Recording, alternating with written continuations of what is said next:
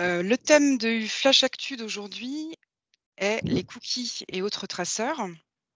Je suis Sonia Zenaidi, je travaille au sein du cabinet Horatio. Je suis avocate en droit commercial, droit des contrats, droit de la consommation, également sur le sujet des données personnelles.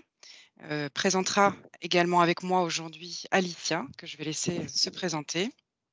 Bien, bonjour à tous. Donc, je m'appelle Alicia Roquet et j'interviens avec Sonia au sein du département contrat et droit commercial du cabinet Horatio. Et je suis avocate également. Pendant la présentation, on va vous demander de garder vos micros et vos caméras coupés. Si vous avez des questions, n'hésitez surtout pas à les mettre dans le fil de la discussion. Et ce qu'on fera, c'est qu'à la fin de la présentation, on les passera en revue et puis on les répondra. On y répondra. Pour ceux qui souhaiteraient le support après la présentation, il y aura un formulaire, un document, un formulaire à répondre, à demander au sein du fil de la discussion et le support vous sera transmis après. Donc le sujet d'aujourd'hui est les cookies et les autres traceurs. Vous le savez, lorsque l'on navigue sur les web, sur les sites web, les applications mobiles, nous sommes, en tant que personne aussi, de plus en plus suivis par différents acteurs, que ce soit des éditeurs de services, des régies publicitaires, des réseaux sociaux, qui vont analyser votre navigation, vos déplacements, vos habitudes de consultation et donc de consommation également, pour pouvoir vous proposer des publicités ciblées, des services ou des produits personnalisés. Donc tout ce traçage va être réalisé par ces outils techniques qu'on appelle des traceurs ou également des cookies. Alors, pour commencer, on va rappeler un petit peu ce que sont les cookies et autres traceurs. Donc, on vous a mis sur la présentation une définition de la CNIL, mais pour reprendre un petit peu, donc les cookies, ce sont des petits fichiers informatiques qui vont permettre d'accéder à des informations enregistrées dans l'appareil de l'utilisateur ou alors d'y inscrire des informations. Ça peut être déposé ou lu sur différents supports. On va avoir des sites internet, des applications, voilà, tout type de support, et ça ne concerne pas que des données personnelles. Euh, pour reprendre une donnée personnelle, c'est des informations qui vont permettre, seules ou combinées avec d'autres, d'identifier une personne physique. C'est par exemple le nom, ça peut être une adresse IP ou une adresse mail. Les règles actuelles sur les traceurs datent de deux délibérations de la CNIL du mois de septembre 2020. Non pas qu'il n'y avait rien avant, mais en tout cas, les règles telles qu'elles sont aujourd'hui datent de ces délibérations-là. Ça s'inscrit, et vous en avez peut-être ou probablement entendu parler, dans la lignée, dans la suite du règlement européen sur les données personnelles qui a mis un focus sur la notion de consentement de la personne physique. C'est suite à ça, c'est dans ce contexte-là en tout cas que la CNIL a pris ces délibérations.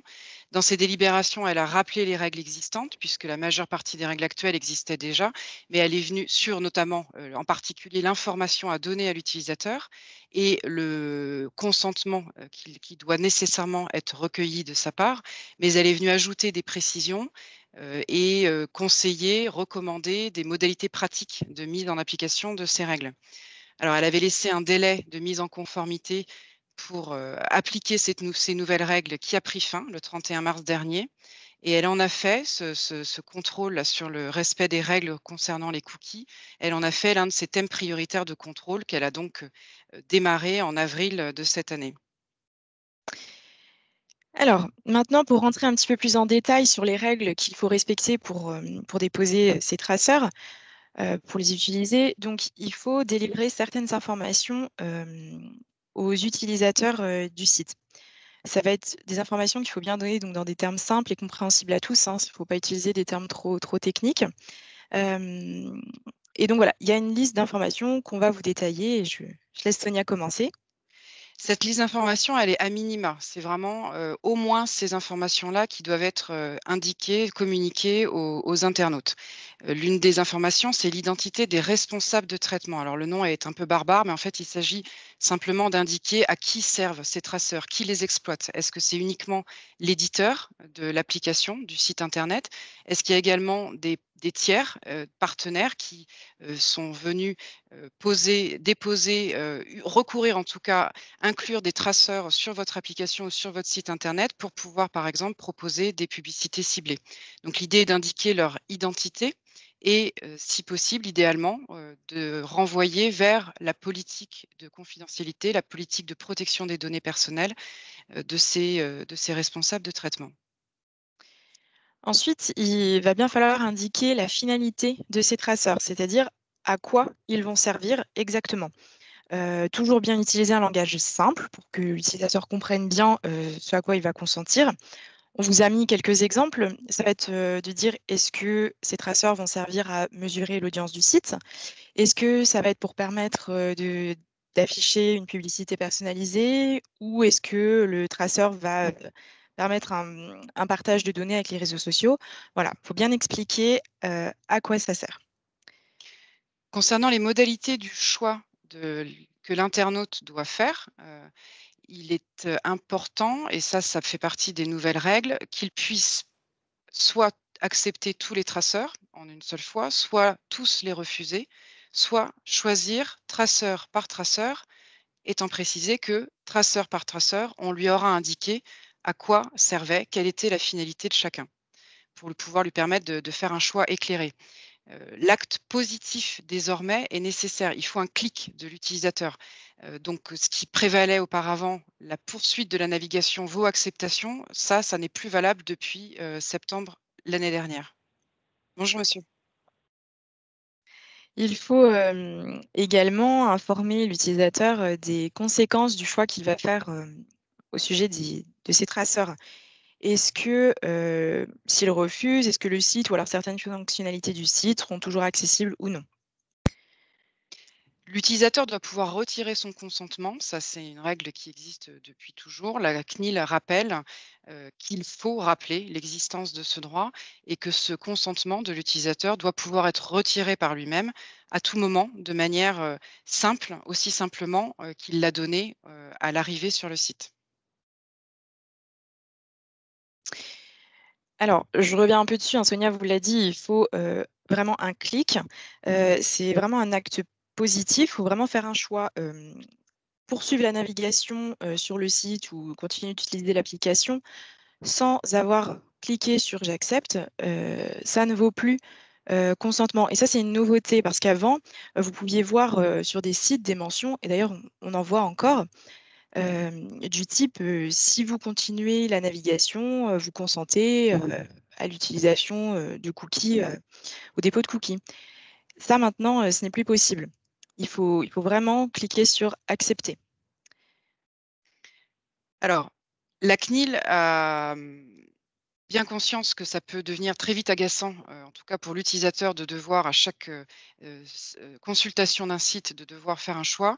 Donc ce qu'elle recommande, c'est que l'éditeur du site internet ou de l'application conserve, en mémoire le choix qui a été fait par l'utilisateur pendant un certain temps, pour que l'utilisateur qui revient sur le site 1 heure après ou le jour d'après n'ait pas à exprimer son choix à chaque fois. Elle a indiqué une durée de 6 mois, c'est pas une recommandation, c'est une bonne pratique qu'elle a pu observer, mais ça va dépendre de l'objet de l'application ou du site internet, ça va dépendre de chaque situation. Ce qui est important en tant qu'éditeur, en tant que propriétaire d'un site internet ou d'une appli, c'est de se ménager la preuve du consentement. Donc là, ça va être vraiment un recours à des outils techniques, hein, pour qu'en cas de contrôle, vous soyez en mesure de démontrer que vous aviez bien recueilli le consentement des utilisateurs au dépôt ou à la lecture de traceurs lors de leur navigation. Ensuite, il faut avoir en tête que certains traceurs sont exemptés de consentement. Donc il faut quand même informer les utilisateurs qu'ils existent, mais on n'a pas besoin, de demander l'autorisation des utilisateurs. Ça va notamment être les traceurs qui sont nécessaires, au fonctionnement du site, comme par exemple, on vous a mis, les traceurs qui permettent d'enregistrer la préférence linguistique de l'utilisateur ou de mémoriser le contenu du panier d'achat dans le cas d'un site e-marchand. Ou alors, ça va être certaines solutions de mesure d'audience. Alors, pas toutes. Il y a des critères à respecter et à ce titre, on vous a mis d'ailleurs un lien sur le PowerPoint. La CNIL, en fait, a développé un outil pour essayer de savoir un petit peu quelles mesures d'audience peuvent être exemptes, peuvent se passer du consentement des utilisateurs. Donc là, elle a lancé un programme d'évaluation, donc ça s'adresse plutôt aux éditeurs de ces solutions pour voir s'ils respectent bien les critères pour se prévaloir de l'exemption. Mais quand on va sur le site de la CNIL, sur cette page-là, elle a déjà référencé certaines solutions dont elle a dit que ça pouvait être exempté de consentement. Donc ça peut toujours être intéressant si on ne sait pas exactement quel outil de mesure d'audience utiliser. Alors, une fois que l'information, qu'on vous a présentée a été fournie à l'utilisateur, à l'internaute, il convient maintenant de recueillir son consentement. Ça se fait par un bandeau cookie qu'on avait l'habitude de voir, même si le contenu, est modifié maintenant. Donc la CNIL, on vous a mis alors je ce qu'on vous a indiqué là, c'est un exemple, c'est pas une obligation, hein, mais un exemple donné par la CNIL sur ce à quoi pourrait ressembler un bandeau cookie en respectant les règles qu'on vous a indiquées auparavant. L'idée est d'avoir, 2 niveaux d'information. Un premier assez simple, assez bref, même si là on a déjà quelques éléments un peu détaillés, mais en tout cas ce qu'il faut, c'est de pouvoir, voir apparaître des boutons un peu similaires à ceux qui sont à l'écran, tout accepter, tout refuser ou alors personnaliser mes choix. Le deuxième niveau d'information, là, va être plus détaillé. Il est à l'écran maintenant, et là on retrouve le détail traceur par traceur avec les finalités accrochés, attachés à chacun de ces traceurs, publicité personnalisée, géolocalisée, partage sur les réseaux sociaux. L'idée étant de pouvoir laisser l'utilisateur choisir ceux qu'il accepte, les traceurs qu'il accepte qui soient installés sur son site, sur son terminal, pardon, ou ceux qu'il souhaite refuser. Encore une fois, il faut que les termes soient le plus simples possible et assez compréhensibles de la part de la majorité des personnes. Alors, une fois que les utilisateurs ont fait leur choix, donc en arrivant, par exemple, sur le site, il faut qu'ils puissent modifier ce choix ou retirer leur consentement. Il faut que ce soit simplement et à tout moment. Donc, à tout moment, ça veut dire que l'idée, c'est qu'il y ait un lien qui soit accessible sur chaque page du site et qui soit facilement accessible avec un visuel ou des termes explicites comme ce qu'on vous a mis. Ça va être la mention gérer mes cookies ou alors une petite icône cookie pour qu'il sache bien à quel endroit aller et retirer son choix et toujours le faire par finalité aussi, s'il le souhaite. On vous a mis ensuite un petit Q&A avec des petits exemples, des petits cas pratiques. Donc le premier, mon site a déjà un bandeau cookie qui indique qu'en utilisant le site, l'utilisateur accepte l'utilisation de cookies. Est-ce conforme? On vous l'a indiqué donc juste avant, ce n'est plus conforme. La poursuite de la navigation ne vaut plus désormais acceptation, consentement. Et donc, il faut avoir des boutons similaires à ceux qu'on vous a montrés, tout accepter, tout refuser ou choisir traceur par traceur.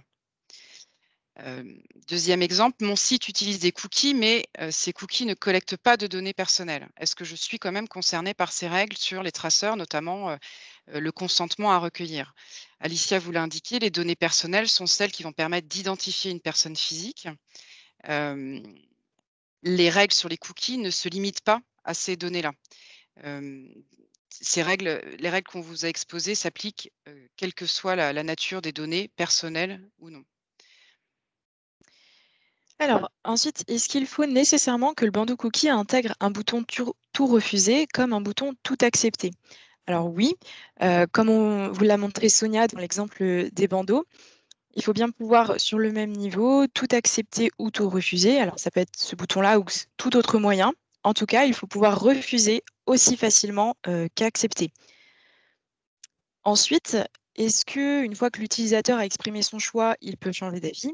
Alors oui, je vous l'indiquais juste avant, il doit pouvoir changer d'avis librement, à tout moment, et le faire de manière simple. La CNIL, que vous connaissez tous, l'autorité de contrôle sur les sujets de données personnelles, mais également sur ce type de sujet cookies, disposent d'un arsenal de sanctions qui sont très graduelles, hein, qui vont aller du simple rappel à l'ordre, jusqu'à la sanction pécuniaire, la sanction, financière, en passant par la mise en demeure, la suspension d'un traitement de données, qu'elles considéreraient comme, irréguliers.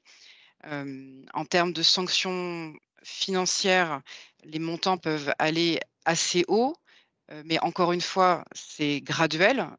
Il y a généralement ou quasi toujours avant au moins un une mise en demeure, si ce n'est même un rappel à l'ordre. Sur le type de sujet dont on est en train de parler ici, c'est-à-dire un manquement à l'obligation de recueillir le consentement de l'internaute, on est sur un plafond, donc c'est un plafond de sanctions qui est de 20 millions d'euros ou jusqu'à 4 du chiffre d'affaires annuel mondial. Ce sont des plafonds évidemment, et ce type de montant va plutôt, s'appliquer aux gros. On vous a mis ensuite quelques exemples de sanctions plus ou moins récentes, en tout cas sur les dernières années. Et vous le verrez, ça ne concerne pas nécessairement que les gros acteurs. Je laisse Alicia, vous présenter les premiers.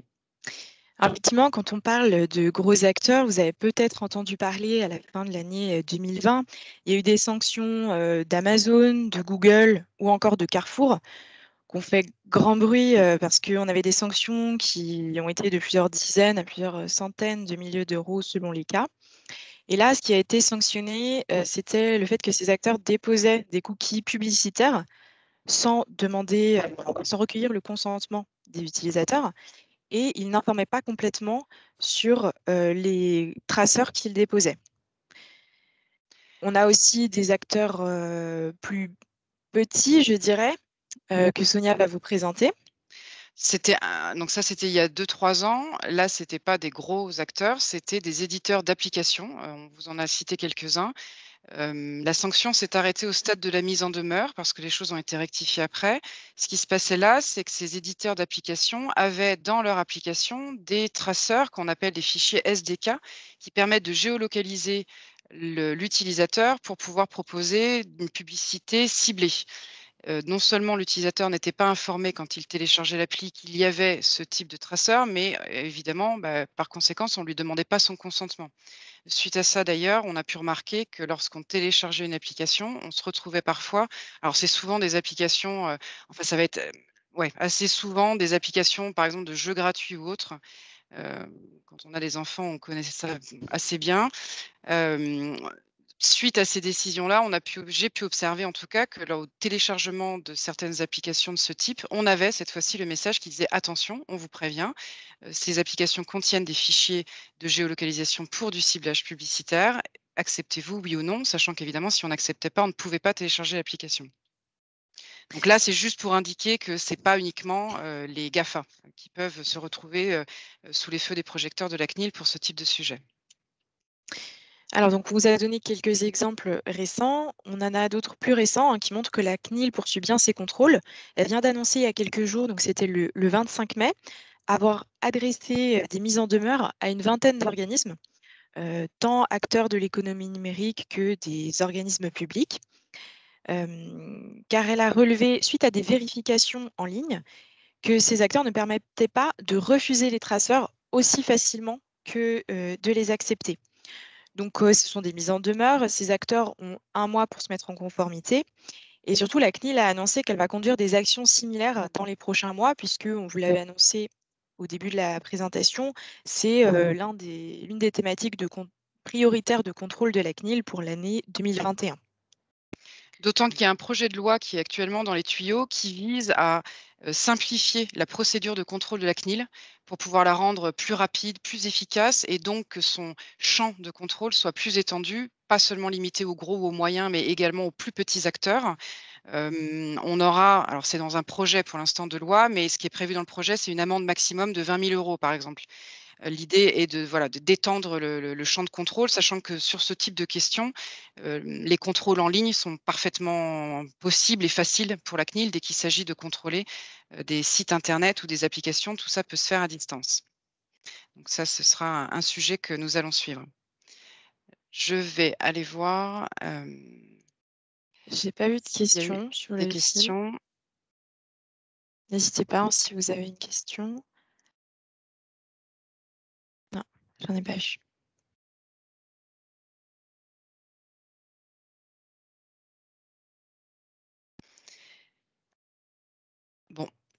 S'il n'y a pas de questions, on va bientôt clore cette présentation. Évidemment, Alicia et moi, on reste à votre disposition, sur ces sujets-là pour, plus de précision, pour un accompagnement, concernant, ces sujets-là pour vos sites internet, applications.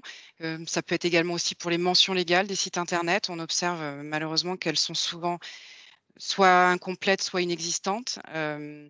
Les sanctions sont pas forcément très lourdes, hein, sur ce type de sujet de mention légale incomplète, mais après, c'est des contrôles qui peuvent se faire facilement à distance par les autorités. Ce serait dommage, alors que c'est assez facile finalement d'avoir un peu tout dans les clous et tout en règle sur ces sujets-là. Merci pour votre, attention.